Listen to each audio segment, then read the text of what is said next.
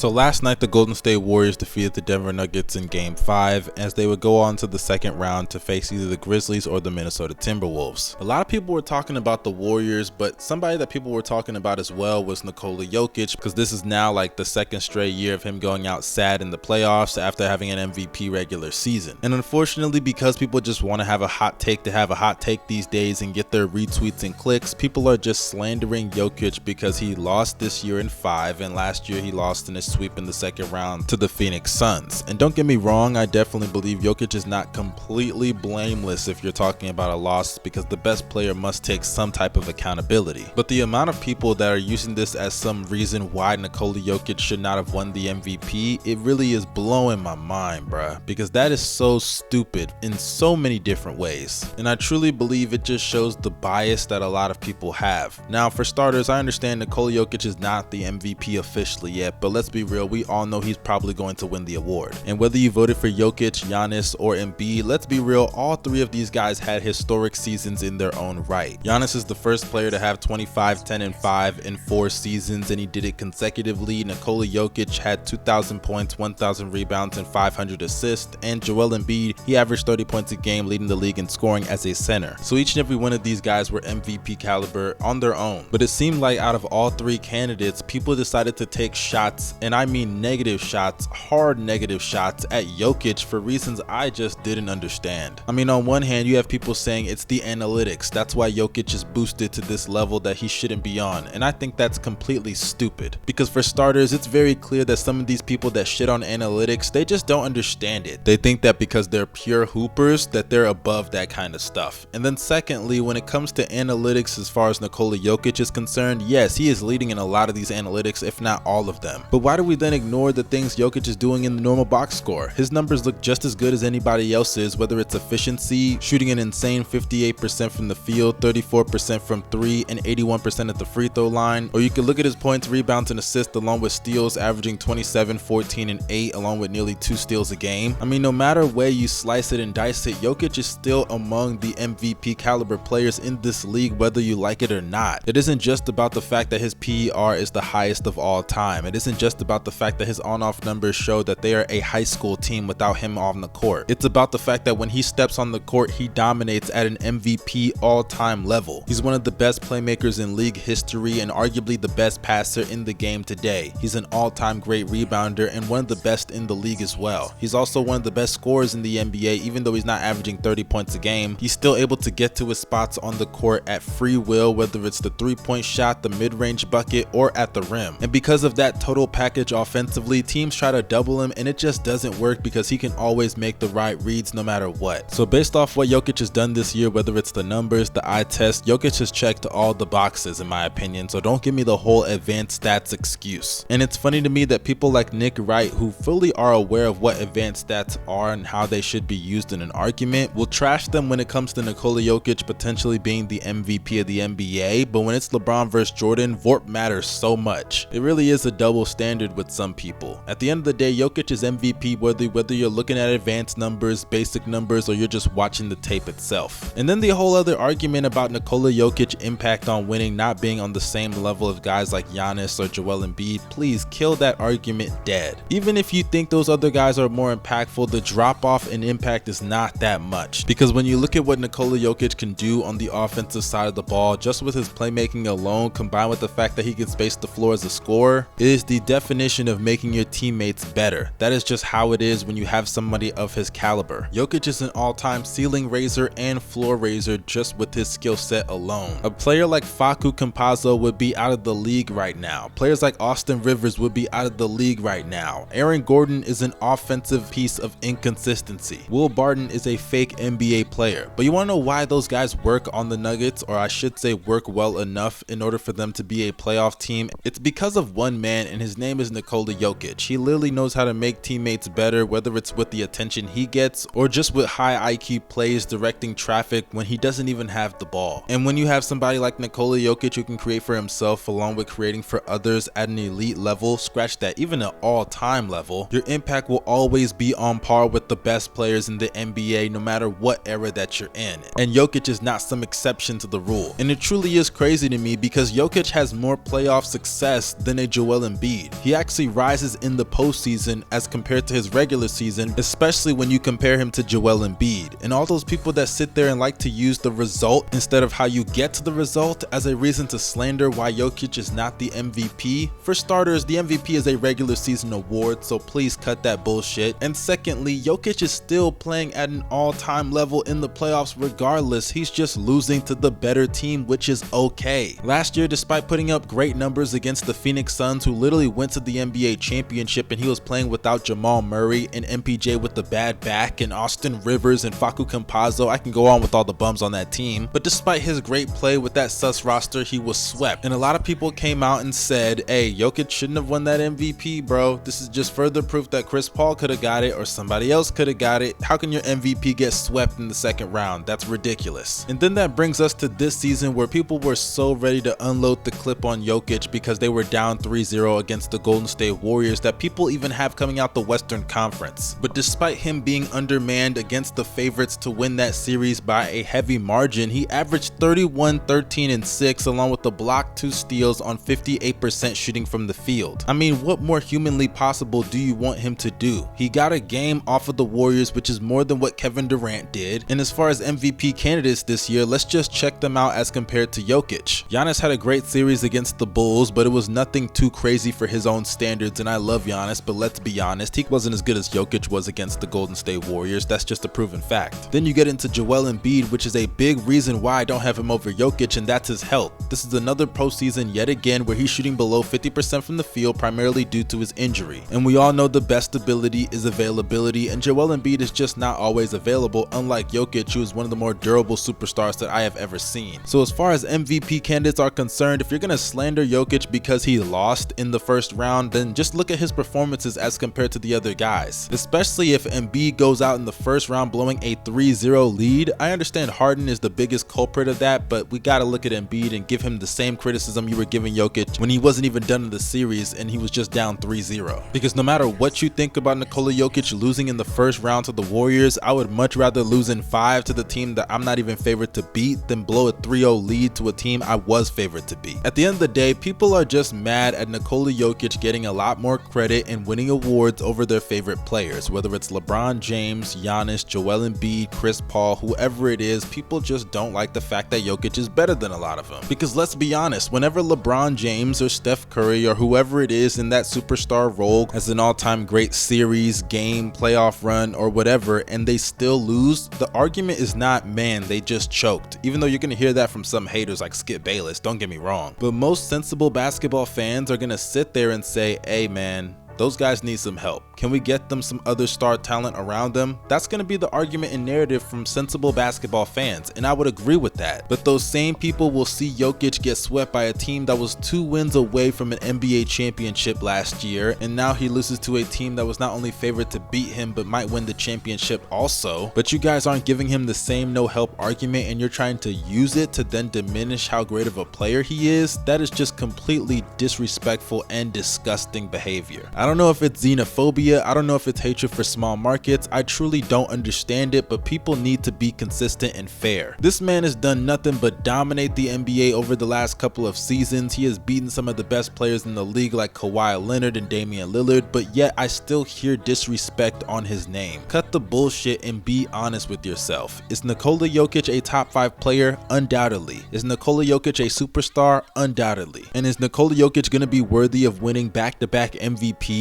Without question. Every year he shows up in the postseason and gets the job done. Even if he doesn't win a championship, the reason they lose is not on him. I'm gonna tell you that right now. Maybe tell Will Barton to be a real NBA player. Maybe tell Aaron Gordon to make some open shots. And maybe tell Facu Campazzo to grow. And if those things can happen, along with Jamal Murray and MPJ coming back, you guys are gonna have to eat your words when they win a championship. Because I'm telling you, the Nuggets are going to be dangerous when they get fully healthy. Believe that. But hey, that concludes this video. Before I wrap it up, I would like to give a shout out to the latest episode of Hoop Concessions. We just talked about the Kevin Durant loss, the Nets sweep, the Celtics chances of winning a championship, the NBA YouTube community, and numerous other things with our special guest B Souls. Make sure y'all go check it out. The link is down below in the description box as well as the pinned comment. Don't forget to drop a like, subscribe to the channel, and follow me on social media. Those links are also in the description box. This is your boy Young Mustard signing out. Y'all stay safe and have a blessed day. Peace.